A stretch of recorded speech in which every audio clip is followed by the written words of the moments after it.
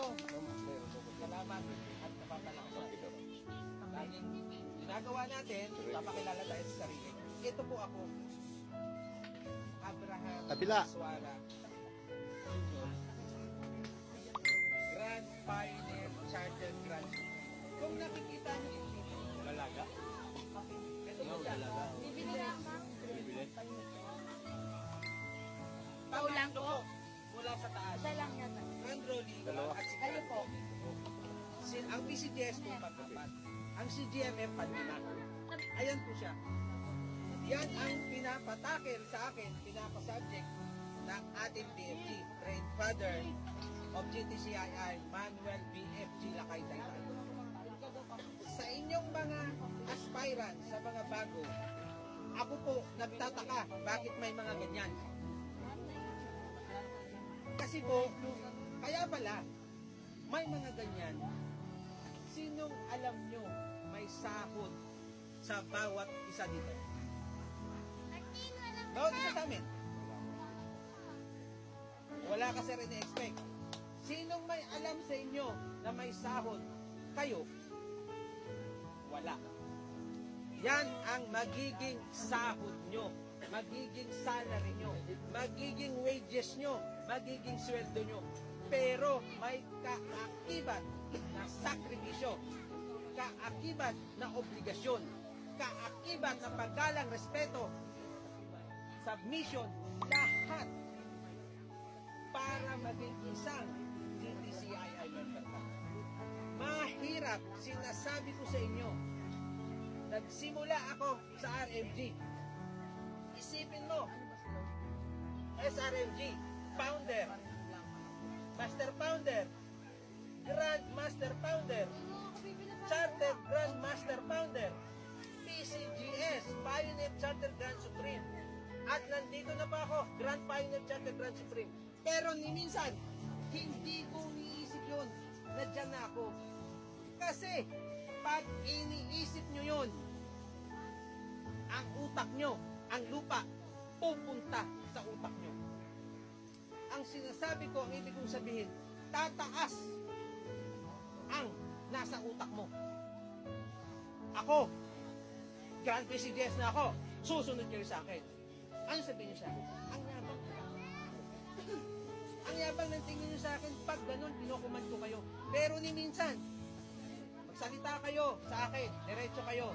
Kahit sino sa inyo, diretsuhin niyo ako. Kung may narinig kayo, nagreklamo ako sa NG, nagreklamo ako sa RNG, nagreklamo ako sa SRNG, nagreklamo ako sa founder, nagreklamo ako mula doon hanggang taas.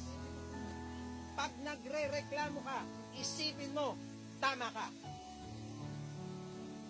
Ako, lahat ng sinasabi ko dito mula sa ating BFG. Ni minsan, hindi ako sumuhay sa kanya. Alam niyo kung bakit?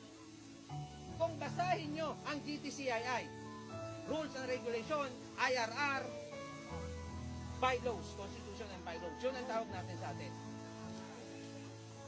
Hindi ka magre-reklamo. Magre-reklamo ka lang kung sinasabi ko sa'yo, ako si Grand PCGS Edwara, sumunod ka sa akin, nabubad ka. Magre-reklamo kayo, di ba? Pero pag sinabi ko, ang ganda mo sir, ang guwapo mo, ituloy mo lang ang GTCII. Eh, minsan po, lagi po kayo niyayakap.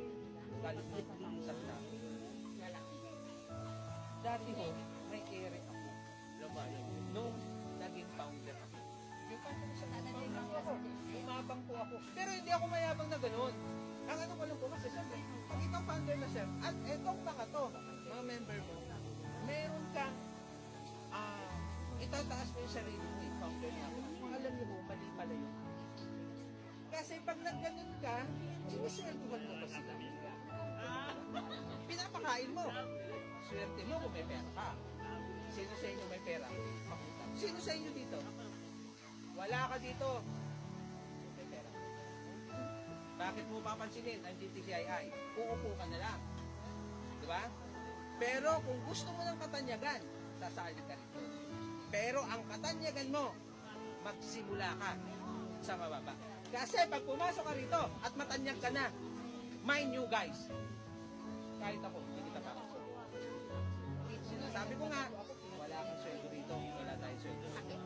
Isang bagay pa ho. Pag MG ka, after 2 days, 3 days, ipopromote ka na si DF Joel. Kasi, alam niya may kakayahan ka. RMG ka na. Naunahan mo na si ma'am o si sir. Huwag na huwag mo kusipin. Huwag na huwag kang magmalaki natin. Pag nagmalaki ka, sir, iiwan ka. Hindi sabihin na literal na iiwan ka. Mawawala ng gana ang isang tao sa inyo. Pag yun ang nawala sa inyo, respeto, paggalang, kahit anong gawin mo, kung ang isang bote nabasag, maibabalik pa. Sino may babalik? Siguro kung may ano ka, may pabrika ka. Pero pag wala, ikaw sir, nakita kita, pangit mo naman. Saan mawawala ba sa isip mo? Ganon po lahat sa GTCI. Huwag na huwag niyong ilagay ang marka nyo sa ulo nyo. Ang sabi nga po lagi ng mayayaman, walang galang sa kumakain, ang dumi ay aapakan. Huwag ilalagay sa kalbo kong ulo, sa ulo nyo. Huwag na huwag nyong gawin yun. Nasa sa inyo lahat, ang sinasabi ko lang, Hindi ka lang kalbo, pati nasa sa ako. inyo lahat. At Nadamay the ako end sa of the day, decision nyo, choice nyo. Pero kung may paggalang kayo, respeto, dedikasyon, obligasyon, lahat na. Magiging, inulit nyo ako.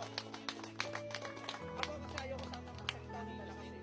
Kaya lang, itong pagkakataon na to, binibidyo, pinapatake, pinapasubject, pinapasabi ng ating ama, ng BFG. Ito pa, pagdating mo ng founder, lalaki ng ulo mo. At MG pa rin yung kasama mo. Lalaki ng ulo mo dyan. Pagdating ng senior founder, lalong lalaki. Pero guys, colleagues, kasama, brothers and sisters, nakikiusap ang ating ama, huwag na huwag yung gawin. Kasi po, pag ginawa nyo yun, i-GC kayo, isang pagkakataon lang. Ayoko man sabihin, nakakahiya. Lahat po ng tao, lahat, Falcon 43, at ako po, ang GC ko po, 39, Mindanao, 5, Pangasinan, 3, and so on and so forth. Dito sa atin, siyam. Pero po alam nyo, minsan hindi ko na tinitignan yun. Kasi po, lahat, karamihan sa atin nagre-reklamo.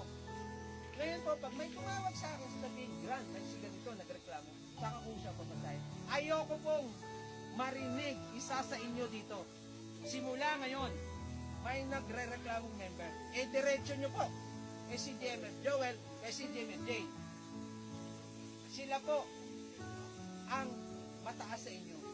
Bigyan nyo po sila ng paggalang at pagrespeto. Sa susunod po, kasama na kayo sa GC. Founder.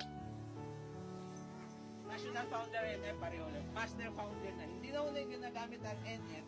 Kaya lang po nilagay dyan kasi may mga nakaraan tayo na National Founder. Ngayon po, Master Founder na. Lalong lalaki ang ulo mo pag Master Founder ka na. Kasi sa Master Founder, hawak mo na kayo lahat. Pangalawa na kayo ay si DMF Joel, si DMF Jane. Huwag na huwag rin po namin marinig na isa kayo sa ganyan ng Falcon 43. Nadoktrinahan kayo ng Secretary of Luzon. Sana pumasok sa isip natin. Alam niyo ba, pumunta lang ako dito para sa subject na yan. Wala po ang ating ama. Siya sana magtatakal sa inyo yan, magsasubject sa inyo, magle-lecture sa inyo. Pero po ako natasa. Mahirap man, pero kinakaya ko. Lahat po kayo, may potensyal, may pagkakataon na magsalita kahit kanino. Sabi ko nga lang po, huwag maging mayabang. Magiging mahinahon. Walang alingas-ngas. Respeto po sa bawat isa. Ile-lecture sa inyo maya. Hindi ka niya kilala. pag nalaman niyang ikaw yun, ipapatawag ka niya. Alam mo, okay lang sana kung ipatawag ka eh. Salamat sa isa ka sa pinakamagaling. Pero pagdating mo, baka mamura ka. Nakakahiya yun. Kasi pag dumating ka na dito sa BFG, ibang usapan na yun. Alam nyo ako, kung ako, pinatawag ako, at mali ako, sinasabi ko sa inyo, hindi nyo na makikita ang mukhang to. Hindi kasi makapal ang mukha ko. Susunod po ako sa kanya. Kasi po, nasa IRR natin, nasa bylaws natin, you have to adhere. Ibig sabihin ng adhere, A-D-H-E-R-E. Susunod ka sa lahat ng panuntuntunan at konstitusyon ng bylaws. Pera na lang po. Kung mali itong dalawa, nagnakaw ng pera sa inyo, kahit 100 lang yan, pag ninakaw nila, ibang usapan po yun. Kahit ako po, sasabihin ko sa kanila, ang ganda ng pakikisama ko sa inyo, ninakaw nyo yung pera. Ibang usapan po yun. Pero sa dalawang to, matagal na ho yan, matagal ko na ho silang kilala. Hindi ho nila gagawin sa inyo yun. Ini-example ko lang po ang bawat isa. Para po malagay natin sa isip natin na hindi mo nagbibiro kung nandito ka. Isipin nyo nga, guardians ka na, kinikilala ka ng barangay. Ikaw ba nung ordinaryong tao ka, kinikilala ka nila? Hindi. Kahit po, pag alam nilang guardians ka, kinikilala ka. At wag na wag niyo pong ipapahiya ang Guardians Tiger Contingent International Incorporated. Alam niyo, nilalaksan ko ang salita ko kasi po para marinig na. Malumanay po ako, kaya lang kung wala tayong mic. Hindi ko ako kayo pinapagalitan, pinag-i-explain ko po ako para po sa atin. Kasi po baka sabi niyo, inuutosan ko kaya inuuna ko na po, wala kayong sweldo dito, kahit ako walang sweldo, kaya hindi po ako nag-utos. At the end of the day, your decision sa sarili mo. Ito po, isa na lang. PCGS ka na. Ang hirap na po abutin ang Grand PCGS. Nilagay lang po yan. Ngayon lang yan, pinag-usapan lang po yan namin. Kaya nilagay siya. Dati GSTMF yan. Para po mapangaralan, rangalan ang mga taong matataas na. Ako man po, ay ang aking Grand PCGS po ako. Pero po ni minsan, hindi ko po nilalagay ang dumi ko sa utak ko. Maraming salamat po sa inyo. Salamat po, nandito ako. Kung may masama po kang iniisip sa akin, diretsoin niyo po ako. Magpapakababa po ako sa inyo. Salamat po.